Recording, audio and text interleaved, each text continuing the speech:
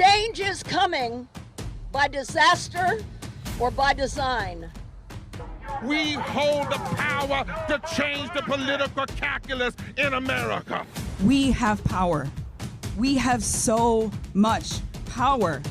So we will vote, we will resist, we will hug trees, we will stop our own polluting, we will boycott companies that pollute. Seas are rising, and so are we. We're gonna go raise a ruckus. This really marks the escalation of Fire Drill Fridays.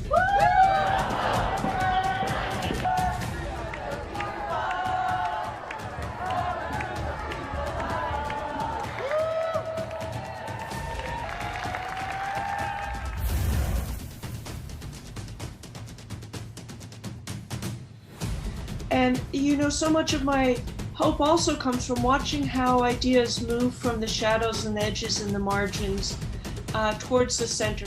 Our social movements have grown exponentially. Don't blink, don't back down from this fight, because when it comes to us and climate deniers, we will win politically and we will win on the policy. Woo!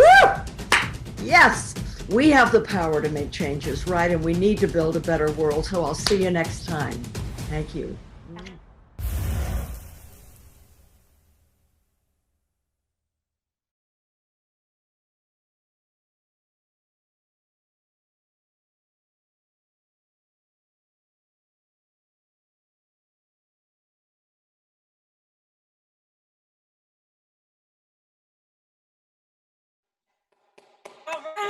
Welcome, everybody. Welcome. I hope you had a good Thanksgiving holiday, or as best as can be expected under these conditions. Speaking for myself, I had a socially distanced dinner with my stepmother, Shirley Fonda, and it was a good time for both of us. And I Zoomed with my 2 children and my grandchildren, who are both officially adults now. You know what I'm grateful for? That I'm useful. I think it's good to be of use, to feel that your life has meaning and that it's more than just about you. You know, don't you agree? So think about you all out there. You have been so useful, and I'm grateful for that. I'm grateful for all of you. Now, I don't know if you noticed, but I'm in my Fire Drill Friday special coat, which is that today, this first day of December, is a rally. And that means we have an in-house audience, and there'll be no questions from the audience because, you know, at rallies, you don't take questions from the audience. And today we're going to focus on the 2 Senate runoff races in Georgia. I'm sure that you understand why these are so critically important. They're going to determine whether the Biden administration has control of the Senate, or whether Mitch McConnell can block everything the new president tries to do the way he did during President Obama's second term.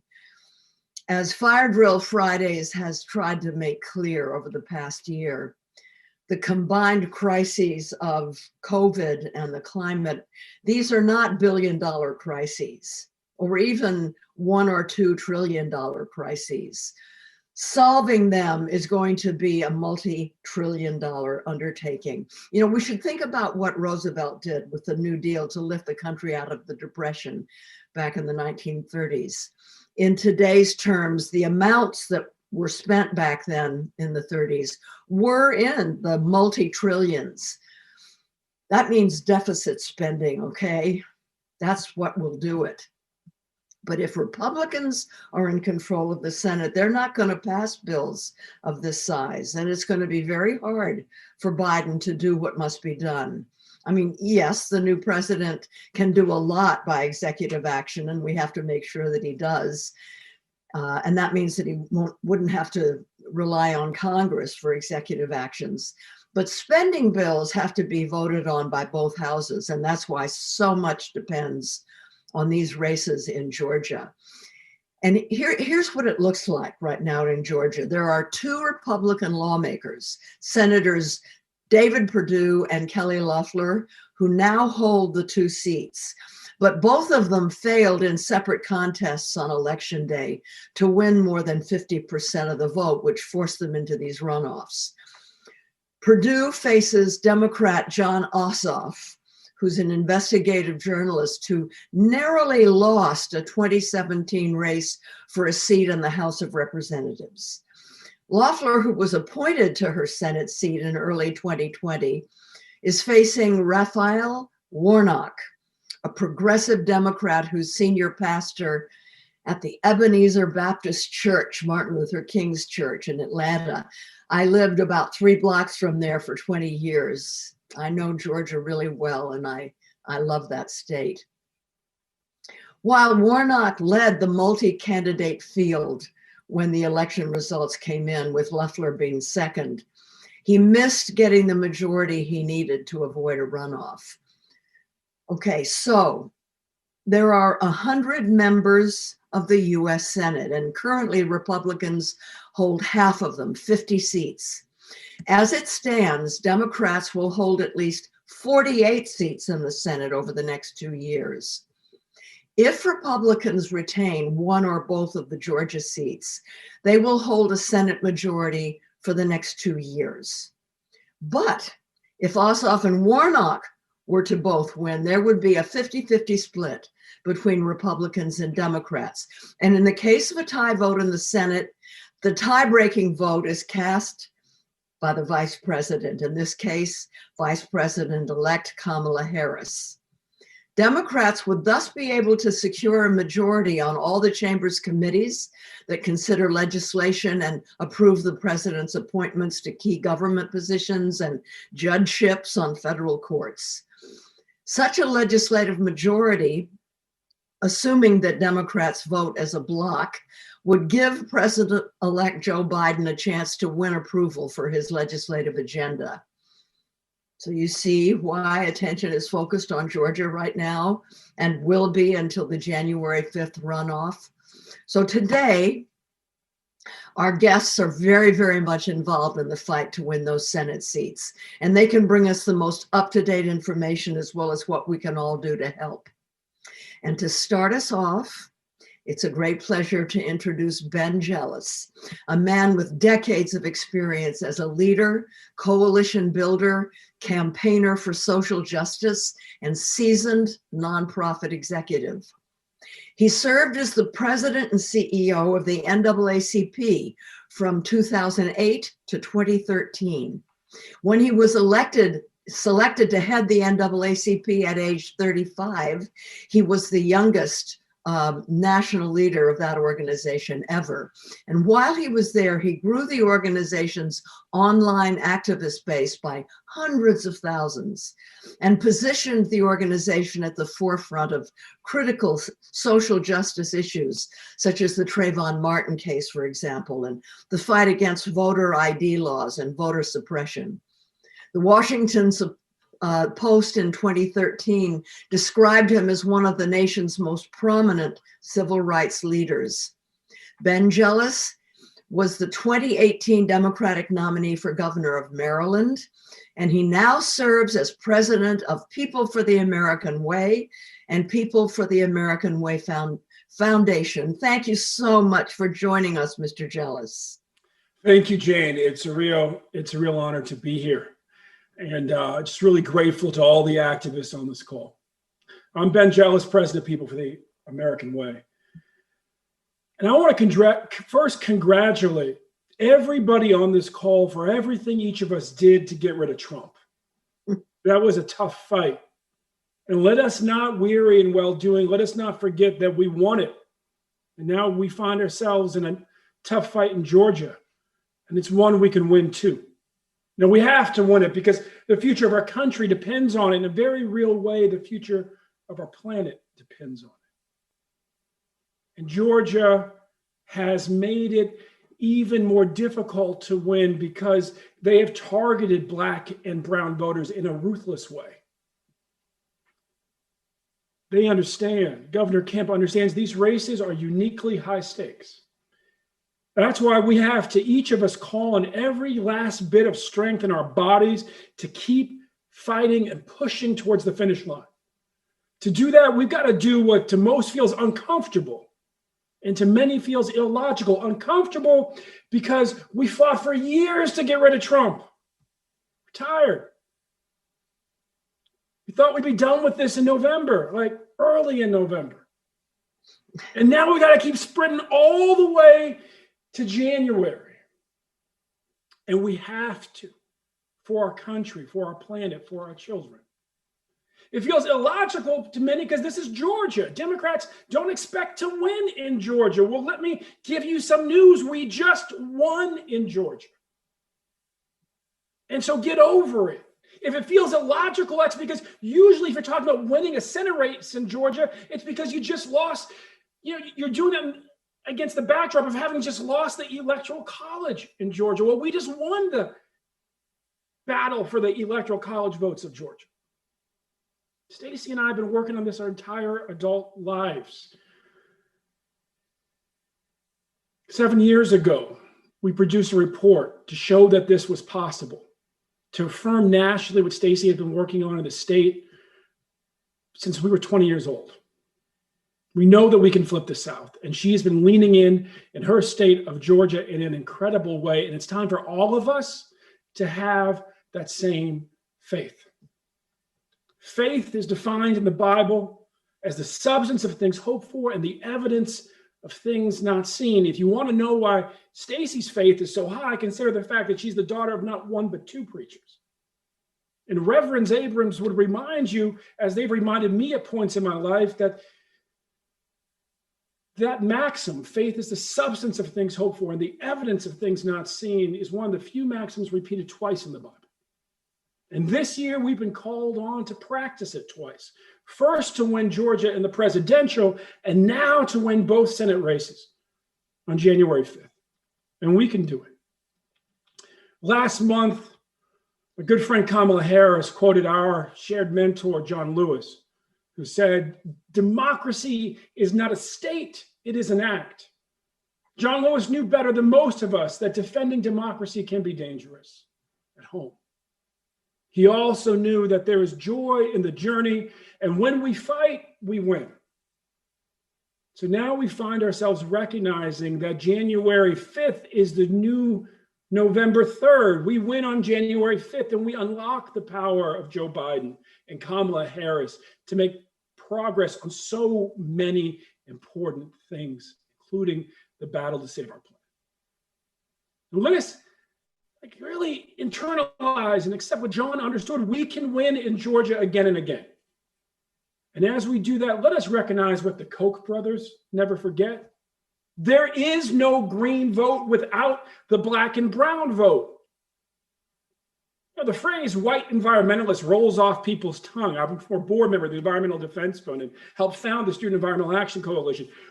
But let's be really clear. The number one demographic of voters to vote for the environment are Latino voters, and the second are black voters. And that is precisely why the Koch brothers, who make their money destroying the planet, have invested so much in suppressing their votes.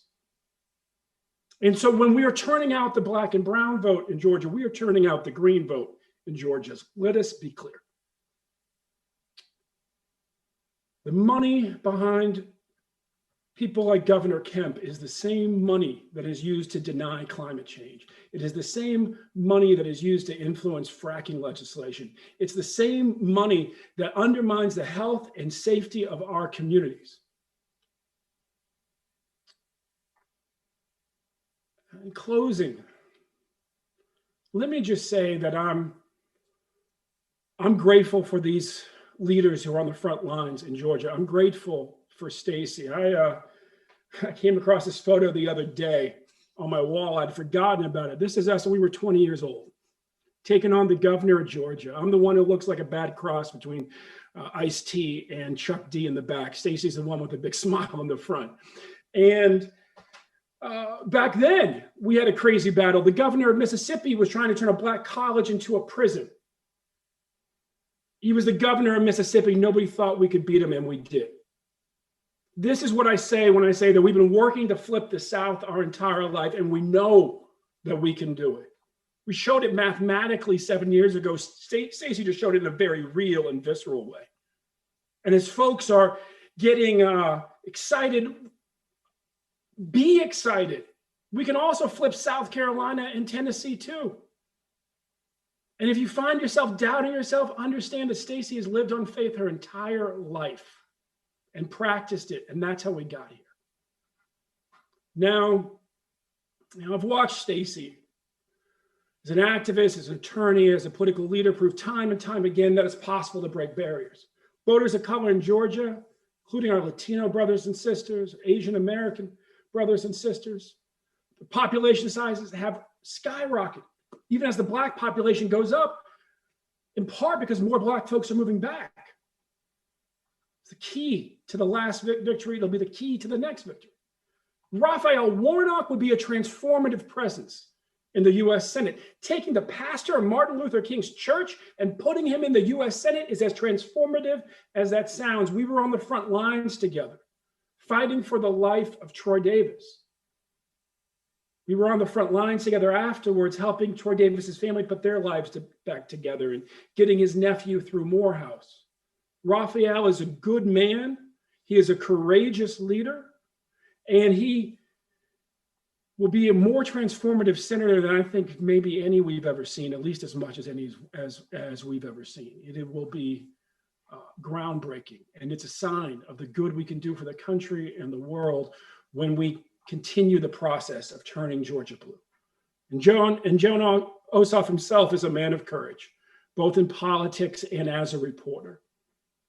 Now, on the other hand, let's be clear. Kelly Loeffler and David Perdue are about as corrupt as you can get. Literally, rather than trying to save the lives of Georgians, they were trying to multiply their own fortunes at the beginning of the COVID crisis. We have to beat them. It's the right thing to do. And so I'm asking all of you to really find that last bit of energy, that third win, that fifth win, that 30th win, whatever it's been from like the Women's March 4 years ago to this moment, however many wins it's been, find the next one. Phone bank, write letters, spread the word on social media. Get down to Georgia and canvass in a socially distant way. Stand 8 feet away. People will still want to talk to you. There's a link on your screen to sign up right now. It's pfaw.org/wingeorgia. Please sign up. Georgia's voters need your help. They've already made history once this year and can do it again. Jane, I want to thank you so much for getting all of us together and getting folks fired up. I only wear red on Christmas, but I'm wearing it today because I believe, like you, that these are victories that not only that we must win, but that we can win. So let's just go be audacious and get it done. God bless you, Jane. Woo! Hey. Oh my God. Yeah. Oh, thank you so much, Mr. Jealous, for those incredibly inspiring and powerful words. Thank you. Thank you. And our next guest is Jameel Favors, who is currently Deputy Voter Protection Director, Community Outreach with the Democratic Party of Georgia. Jameel is an attorney, voting rights advocate, and Atlanta native. Welcome to you, Jameel. Thank you so much. It is such an honor to be here, such a pleasure. And, you know, it's very humbling because, you know, as Ben just said, you know, we must all have faith. And I'm here to tell you that growing up, I was always told you have to have that faith, but you also have to put in the work. And I'm here to tell you about all of the work that we've been putting in down here in Georgia. So I'm going to do three things. I'm going to tell you why it's important. I'm going to tell you some of the programs. And of course, I'm going to have to make an ask.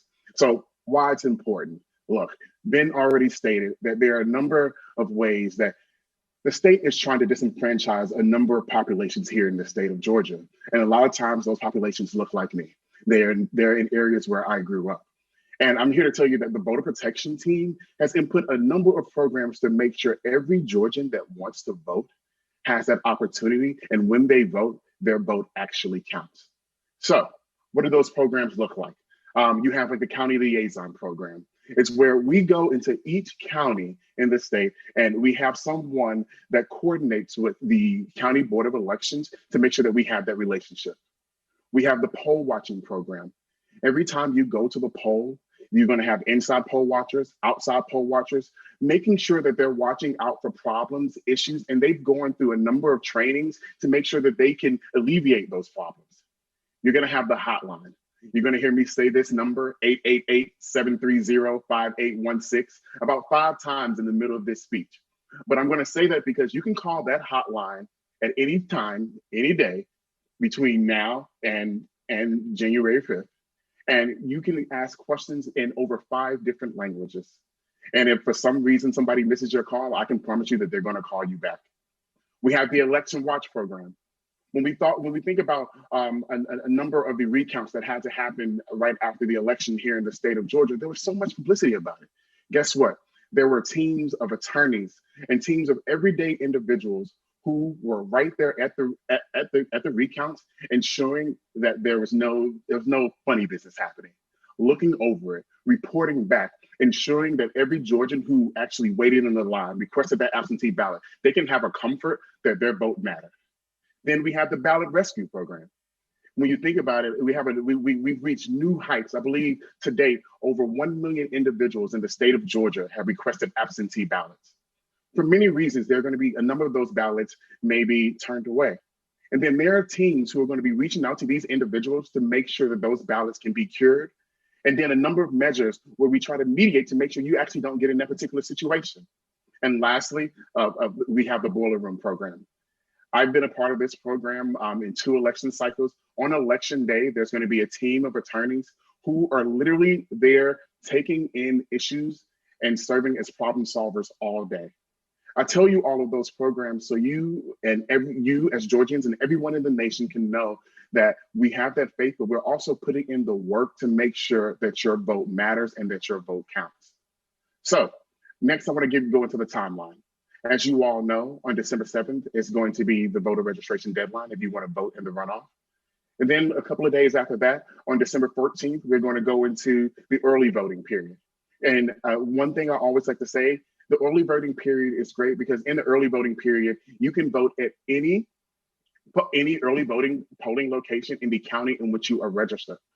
Now, if you don't know where the early voting locations are, you can go to georgiademocrat.org, and I guarantee you're going to find more information there than you actually want to know. Or again, you can call that hotline at 888-730-5816. And then after that, of course, we're going to have election day, which I'm so excited about in January. But I also want everyone to remind you that on election day, you can only vote at your assigned polling location. If you don't know where that is, again, you call that 888-730-5816. And so finally, I want to make the ask. Ben stated this, and I'm going to reiterate. We could use every single individual's time that wants to help. There's going to be a link that's going to show up where you can serve as part of the ballot rescue team. You can serve as part of the digital ambassadors team. And I know you may be thinking, well, there are always a number of people and, maybe lawyers and things of that nature, but no. Everyday individuals like you and I are making sure that their vote matters and making sure that they're supporting Georgia in this initiative. I mean, I've seen individuals who've taken sabbaticals from their job. I've seen individuals who made a pivot from their careers because they recognized that this election was that important. I always say, when everybody votes and every vote counts, democracy wins. So I'm looking forward to January 5th. I'm looking forward to Georgia winning these 2 Senate seats, and I'm looking forward to making sure that democracy forever wins. Jane, thank you so much, and I'm throwing it back to you.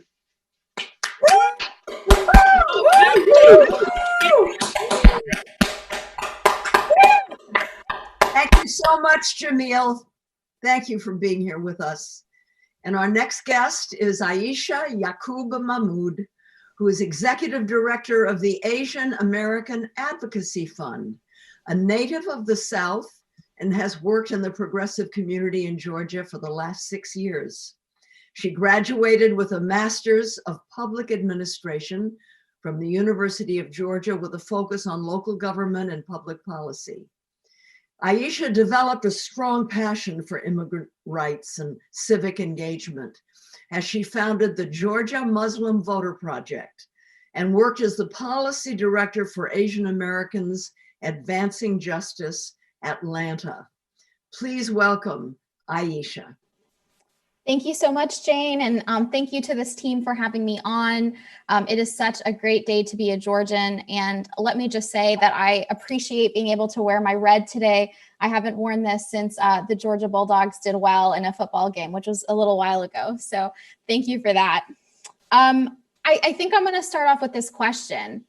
Was I surprised that Georgia went blue this fall? And I think that all of our friends and organizers in Georgia will tell you we weren't surprised, because we have been putting in the work day in and day out to making sure that our communities were registered to vote, that they stayed registered to vote, and that they had every opportunity in the world to cast their ballot this November. And that work has been happening not just in 2020, but for many years before that. And I think that's really where the successes of 2020 have come from, is not just from the work that was put in this year, but for years and years of organizing by communities of color and by our allied partners. So I appreciate everything that has been said by our speakers before, but I'd love to talk very specifically about the work of the Asian American Advocacy Fund and the impacts that the Asian American voting population have made in the state of Georgia. So as many of you are probably thinking, you know, why are Asian Americans suddenly on everyone's mind this year? You know, we didn't just come out of nowhere. Our community has been the fastest growing population in Georgia for the last 20 years. We are now close to 500,000 people in Georgia, and our communities come from all over the world. We have large populations of Indian Americans, Chinese Americans, Korean Americans, Vietnamese Americans, Filipino Americans, and so on. My family came to this country from Pakistan, and we're very, very excited to have been part of this fabric that has made Georgia what it is today. And where that has brought us is to a civically engaged community that has grown to almost 300,000 eligible API voters in Georgia. Now that number is larger than what the Secretary of State will report, because their data isn't that great. But we know after years and years of putting in the work that our community is larger than what even they tell us it is. What does this mean for us this year? What are those electoral gains? Well, we had over 186,000 Asian Americans vote this year, which is a 63% increase from our numbers in 2016. Now, what has happened over the last 4 years is quite incredible. Over 80,000 new Asian American voters have registered. And this has not just increased our electorate, but has also changed the way that our communities are viewed in the eyes of our elected officials. We've demanded accountability at the local and state level, and we have made it so that neither parties nor candidates or other organizations can ignore our growing voting population. So as we're thinking about the work that is still to come for the runoffs, I think that the two key takeaways from this election were, how did our communities vote and who did they vote for? And quite frankly, a vast majority of them voted for the Democratic ticket. And people ask us why, and it's very simple. It's because one party actively vilified and really tried to destroy the very fabric of our communities for the last many years. And one party has stuck their necks out for us and have propelled policies that will seek to better our families. The other question is, how did they vote? Now, 85% of our voters this past November voted by mail or voted early. That is insane numbers. So what that goes into directly our strategy for January. We are registering voters still up until next week, but we're also making sure that people are requesting their absentee ballots so that they can vote from the comfort of their home. As we gear up for early voting on December 14th, we're making sure that every family, every aunt, uncle, sister, brother, any combination possible is taking everyone in their household to go vote and making sure that that gets done well in advance before January 5th. And you know, the holidays are coming around the corner. We know families want to be gathering as safely as possible with COVID, but we want to make sure that voting remains a priority for our communities and that they can vote safely, whether it's by mail or in person during early voting. So what does this outreach look like for us in the runoff? We have launched a really exciting campaign called Asians for Ossoff and Warnock. We are going all out trying to make sure that our voters turn out in those amazing numbers again for Jon Ossoff and Raphael Warnock, because we know how important it is for us to retain that majority in the Senate and to make sure that we can push for the important policy issues that will only better the lives of our communities. So what does this campaign look like? It's a massive mobilization of our communities across the state. We're hoping to make nearly 2 million voter contact attempts at the doors, on phones, over text message, and through the really important relational and community organizing work, which has really made up our community organizing for the last many years. We do this as a multilingual campaign, a multi-ethnic campaign, multi-generational, and making sure that we're using the most culturally competent techniques and the most culturally competent messaging to reach our voters. And we talk about the issues that are most important to them and really make sure to bring a local focus to those issues. Now, many folks often forget that we also have a runoff this January for Public Service Commissioner, which will have incredible impacts on the future of not just our utilities, but also the future of the environment in Georgia. And so we're hoping to really mobilize and bring attention to those issues so that our voters understand what's at stake. So not just making sure that voters turn out for Jon Ossoff and Raphael Warnock, but also for Daniel Blackman, who's running for Public Service Commissioner. So as we continue to build on this campaign from the general, we're going to do as much door-to-door canvassing as we can. We'd love all the support from folks around the country who do want to come and help us safely knock on doors. We have a preference for folks that do have language skills because, again, we want to make sure that we can reach our voters in the most competent ways. And we need all the support we can to make phone calls.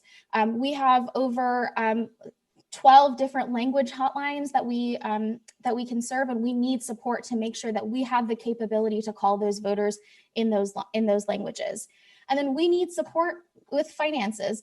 We are still trying to make sure that we can reach the program, we can raise the money to achieve the programs that we're trying to run, and we can make sure that every dollar really goes to making sure that Asian American voters are turning out again for our candidates. Now, for January 5th, we're trying all of these things. We're doing everything we did in the general, but doing it better and doing it faster with this really shortened timeline. But really, it's not just for what happens on January 5th. We're trying very hard to make sure that we're continuing to build the community power that we have over the last 4 years and making sure that that leaves us in a better place for really important victories at our legislative session in 2021, and making sure that we can build on that with municipal victories in municipal elections in fall of 21. We want to make sure that we can continue to build on our program so we can hopefully get a Democratic governor elected in 2022. Maybe it's Stacey Abrams. I would love for it to be Stacey.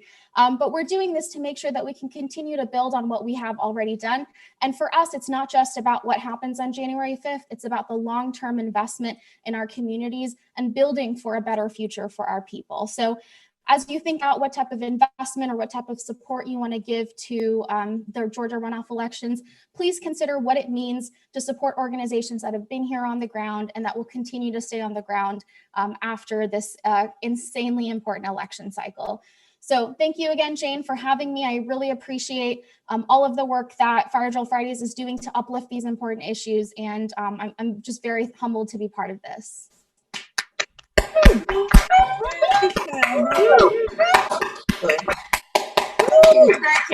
you so much, Aisha, for letting us learn about this new demographic in Georgia. That was just fascinating. Thank you. And our last guest, Shaniqua McClendon, has been here before. She's very much welcomed back. Shaniqua currently serves as political director for Crooked Media, home to the popular podcast Pod Save America. In this role, Shaniqua led the creation of their voter engagement program, Vote Save America, which supported the many 2018 Democratic victories throughout the country and has done the same this election year. Prior to Crooked Media, Shaniqua worked as a White House intern for President Barack Obama. Welcome back, Shaniqua. It's so great to have you. Thank you so much for having me. I am really excited to be back. You know, all of the other speakers just shared some inspiring words about what's happening on the ground in Georgia, and how we can, you know, win these two Senate races to take control of the Senate. And what I'm going to do, hopefully, is wrap it up and let everyone know how they can actually put those words into action and get plugged in regardless of where they live, so that everyone in Georgia has equal access to the ballot next month. The last time I was here, I spoke about our Vote Save America program that helped flip some pretty important states for Joe Biden and Kamala Harris. And just really briefly to kind of give some context of the impact of the program and what we're hoping to do in Georgia, I just want to share that through that program, we were able to register about 200,000 voters across 6 states. And sorry for those sirens in the background.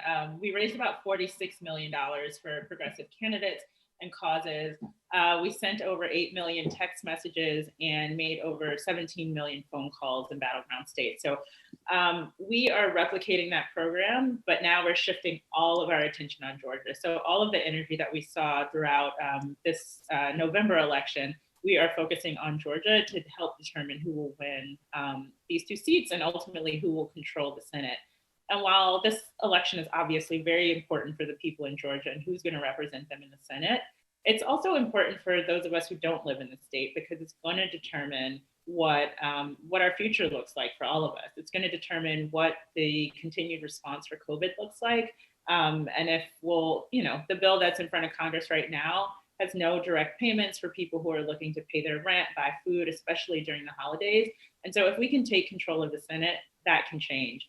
It'll also, just as Jane said earlier, it's going to determine whether or not Joe Biden and Kamala Harris actually have the opportunity to advance the platform that they ran on. We heard a lot of good policy ideas come out of their campaign, but you can't, we don't live in a dictatorship. So Joe Biden can't just wave a magic wand and make all of those things happen. He's going to have to rely on Congress to help him, which is why we are putting all of our energy toward our Adopt a State Georgia program. So if you go to votesaveamerica.com/volunteer, you can sign up to Adopt Georgia. Signing up is pretty simple. You just put your email in. And once you sign up, you will get 2 emails a week. We used to do 1, but this is a very short timetable. So we're doing 2 emails a week to support the efforts that are happening in Georgia. And as Aisha mentioned, there are grassroots organizations who have been doing this work for so long. And that is specifically who our Adopt a State Georgia program is supporting. So in November, Joe Biden and Kamala Harris flipped Georgia because of the work that these grassroots organizations had been doing for so long. And we are directing our volunteers and all of the money that we're raising to these organizations. These organizations, they've been in their communities, they know the people there, and they're not just doing this work around the elections, they're doing it year round. So they know what it takes to keep people engaged, to turn them out to vote, but then keep them engaged after the election. And so far, we've raised about $1 million for 14 organizations. We are partnering with America Votes to do that. But some of the organizations that are benefiting from those funds are Black Voters Matter. As Aisha mentioned, the organizations she's a part of, the Asian American Advocacy Fund, and Poder Latinx. We've also raised about $600,000 for Stacey Abrams' organization, Fair Fight. We partnered with them in 2019 to start raising money. We raised about $2 million at that time for them to get an early start on the 2020 election and get voter protection teams in 20 states and be proactive. We've seen in the past where we've waited a little too late to respond to voter suppression and not been able to mount an appropriate defense. So in 2019, we started raising money for Fair Fight then so that they could start to make inroads early. And we're doing that again now for these Georgia fights. Or races, I should say. We've also recruited about 7,000 volunteers that have been volunteering with the various organizations when we send out these emails. And we've also raised $255,000 to send voter registration forms to Georgia residents ahead of this December 7th deadline. So we work with an organization called Register to Vote. Normally it costs $1 to send these packets out, but because we have a shorter timetable, holiday mail is also slowing things down. It's $2 per person, but they send a voter registration form with prepaid postage to return it, and it's already pre-filled. All the person has to do is, sign it and make sure all of the information is correct. And they have a pretty good return rate on getting people to actually register when they do that. So that's some of the work that we've already accomplished in the few weeks since we found out that Joe Biden flipped Georgia. And all of these efforts are really important for January 5th. Obviously, we want to flip these 2 Senate seats. I feel like I'm just echoing everything Aisha said, but these investments don't just stop there. These investments will help these groups continue this work after all of the attention and the spotlight leaves Georgia, which is so important because if we want to sustain the movement and all of the progress that we're seeing, we can't just show up when it's time to elect someone. We have to remain in these communities, and the organizations that we're supporting through Vote Save America Georgia are doing exactly that. But we also know that the candidates need resources too. Their campaigns are not gonna run on air. So we've raised about $3.5 million for each John Ossoff and Reverend Raphael Warnock. So, you know, that's kind of all of what we're doing. I hope that everyone who's listening, whether you live in Georgia or whether you live somewhere else in the country, will join in our Vote Save America or Adopt a State Georgia program. And if you have the means, give a contribution to one of these really important organizations. This election is going to impact each and every one of us, and we all have the power to help determine its outcome, just like we did in November. So I hope that all of you will join us. Head over to votesaveamerica.com/volunteer. And now I will pass it back over to Jane.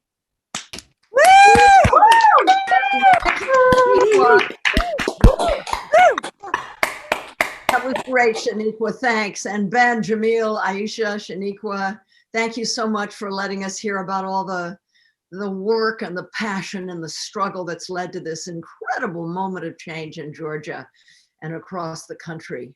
I'm so grateful. I feel like I've learned a lot and I'm inspired and I feel optimistic. From grassroots fights to the halls of the Capitol, our voices and votes are making a difference. They're bringing change. So from now until Election Day on January 5th, 2021, all eyes are on Georgia, and we're encouraging everyone in the Fire Drill Friday family to support the work of local organizers and adopt Georgia. As Shaniqua mentioned, Vote Save America has debuted a new program to support organizers and activists who are fighting for progressive victories in the upcoming Georgia Senate runoff elections. When someone signs up to adopt Georgia, Vote Save America will provide updates specifically about where your remote volunteer efforts or funds are needed to help win these elections and flip these 2 wildly important Senate seats. Crooked media knows, and we agree, that local voters don't need to be lectured by folks from out of state that don't understand the important nuances or the core identity of different localities in Georgia.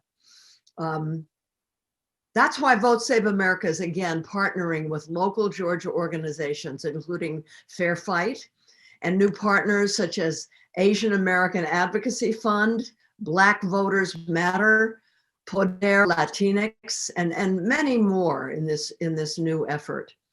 Georgia is the key to giving Joe Biden and Kamala Harris a Senate that will work with them. And Vote Save America has quickly mobilized its nationwide base of volunteers in an effort to make this happen. So let's add some Fire Drill Friday muscle, shall we? Find out more about this awesome campaign and adopt Georgia today by visiting firedrillfridays.com/Georgia. I'm so grateful and inspired that even in a year filled with so much hardship and uncertainty, our movements have continued to grow and build and win. There is no stopping us when we build together, and we're not going anywhere. See you next time.